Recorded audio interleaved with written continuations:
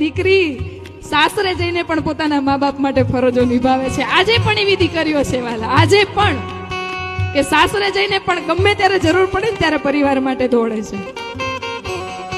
અને બાપજી ઘણીવાર કહે કે જતા જતા બેન બે જ વસ્તુ માંગે છે ભાઈ પાસે કે ભાઈ મારો ઘરે કોઈ પ્રસંગ હોય તો તું આવીને ઊભો રહેજે, એનાથી વધારે કશું જોઈતું નથી.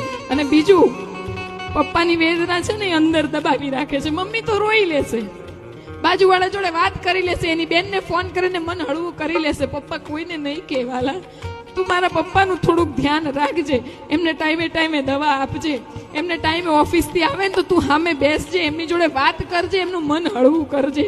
દીકરી એના બાપના સ્વાસ્થ્ય સિવાય કશું જ માંગતી નથી કે મારો બાપ સારો છે ને બસ.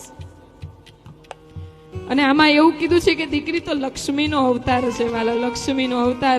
દીકરીઓને એક વિનંતી કરું કે આ ઉપમા જે આપણને આપવામાં આવી છે ને, લક્ષ્મી ભગવતીનું એક અંશ કહેવાય. તમે જે ઘરમાં નાનપણથી મોટા થયા એ ઘરની પણ લક્ષ્મી જ બનજો, અને સાસરે જાઓ ને તો એ ઘરની પણ લક્ષ્મી જ બનીને રહેજો વાલા, વાત ખોટી ન પડે. Download ShareChat.